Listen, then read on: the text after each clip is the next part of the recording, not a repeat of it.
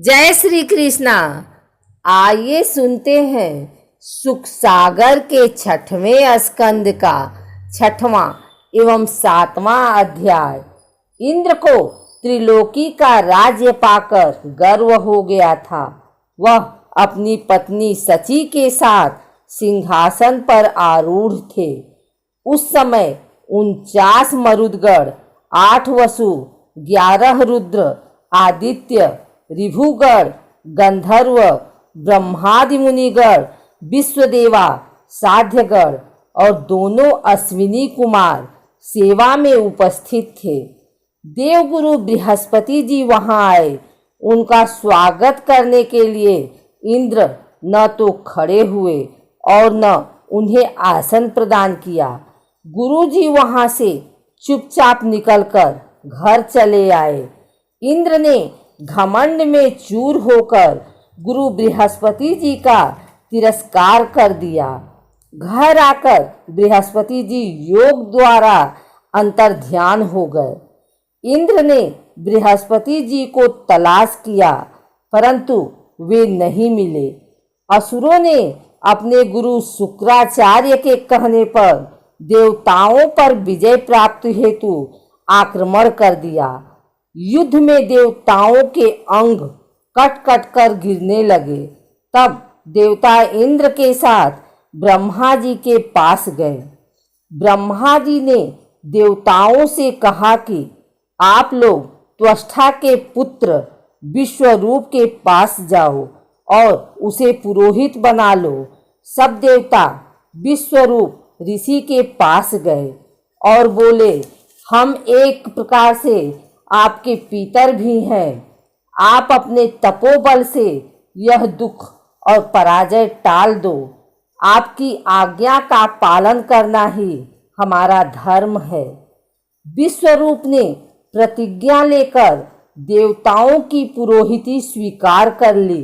इसके बाद विश्वरूप ने वैष्णवी विद्या के प्रभाव से असुरों से संपत्ति छीनकर इंद्र को दिला दी।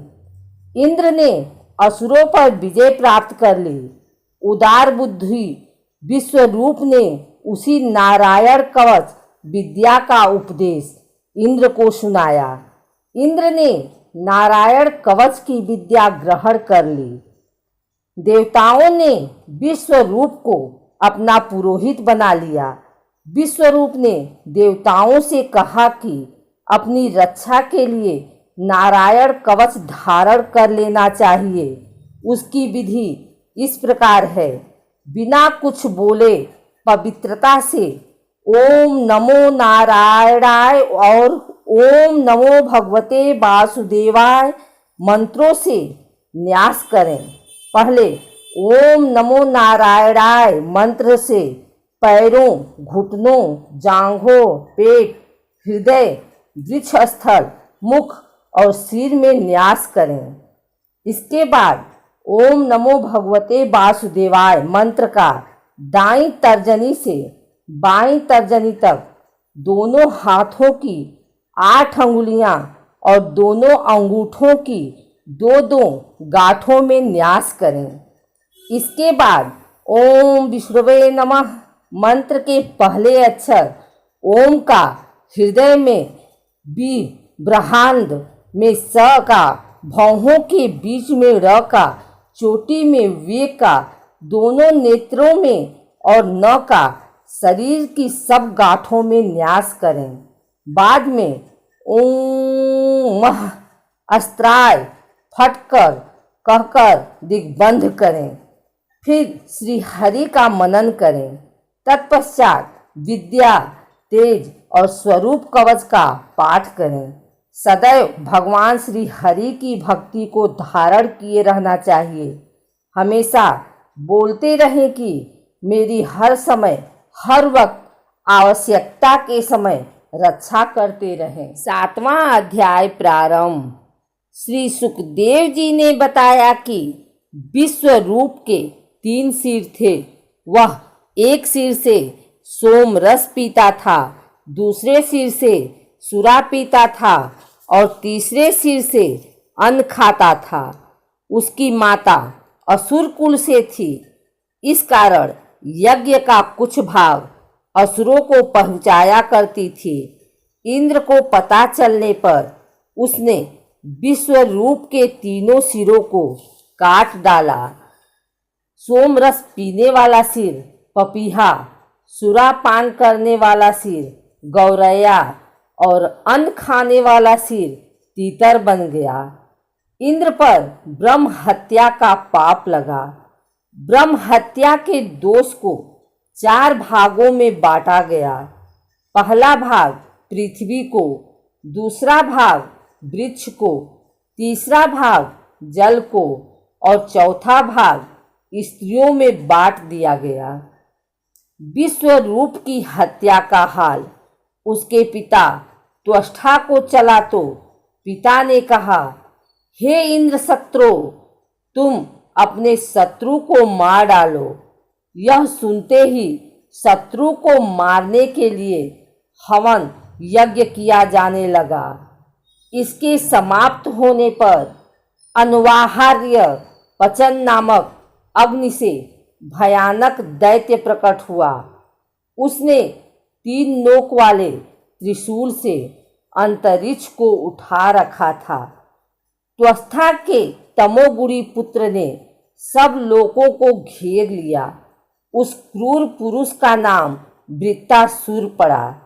वह युद्ध में देवताओं के अस्त्र शस्त्रों को निगल जाता था। इससे देवता घबरा गए। वे सब मिलकर आदि पुरुष भगवान श्री नारायण के पास गए। उन्होंने भगवान से इस दुष्ट से बचाने के उपाय के बारे में पूछा। आप दुष्ट वृत्तासुर का नाश करने की कृपा करें। भगवान ने देवताओं से कहा, तुम शीघ्र ऋषिवर दधीचि के पास जाओ। ऋषि से उनके शरीर की भिक्षा मांगो। उनका शरीर उपासना, व्रत और तपस्या से अत्यंत दृढ़ हो गया है। उनकी हड्डियों से वज्र बनाकर शत्रु पर विजय प्राप्त करो। भगवान की आज्ञा अनुसार देवताओं ने दधीचि ऋषि के पास जाकर याचना की। दधीचि ऋषि ने पहले तो ज्ञान का उपदेश दिया, अंत में कहा कि परमार्थ के लिए मैं अपना शरीर देने को उद्यत हूँ। महर्षि दधीचि ने परम ब्रह्मा परमात्मा में अपने को लीन करके अपना शरीर त्याग दिया। इंद्र ऋषि दधीचि की हड्डियों को लेकर विश्वकर्मा के पास गए। उन्होंने उन हड्डियों से वज्र बनाकर दे दिया। देवता और दैत्यों में भयंकर युद्ध हुआ। हजारों की संख्या में दैत्य, दानव, यक्ष आदि लड़ने को सामने आए। उस वज्र से सब राक्षस और दानव मारे गए। वृत्तासुर ने अपना त्रिशूल फेंका और गदा से उनके वाहन ऐरावत पर आक्रमण किया। ऐरावत के सिर पर चोट आई, परंतु इंद्र ने अपनी विद्या से ऐरावत के माथे पर की चोट को ठीक कर दिया। फिर वृत्तासुर पर आक्रमण किया। कुछ समय बाद इंद्र के हाथ से छूटकर वज्र युद्ध भूमि में गिर गया। वृत्तासुर बोला, जिस प्रकार तुमने विश्व रूप का सिर काटा था, उसी तरह मैं तेरा सिर काटकर अपने भाई का बदला लूंगा। भूतनाथ पर तुम्हारे सिर को चढ़ाऊंगा। वह बोला, युद्ध एक प्रकार का जुआ है। इसमें प्राणों की बाजी लगती है। बाण पासे का काम करते हैं और वाहन ही चौसर हैं। इसलिए इसमें यह पता नहीं चलता कौन विजयी होगा। इंद्र ने आदर भाव से वृत्तासुर को बातों में लगाकर मौका पाकर अपना वज्र उठा लिया। इसके बाद वज्र से वृत्तासुर का सिर काटकर उसकी इस लीला को समाप्त कर दी। उसके मारे जाने पर देवताओं ने प्रसन्नता प्रकट करते हुए इंद्र पर फूलों की वर्षा की। वृत्तासुर की ज्योति उसके शरीर से निकलकर भगवान में लीन हो गई।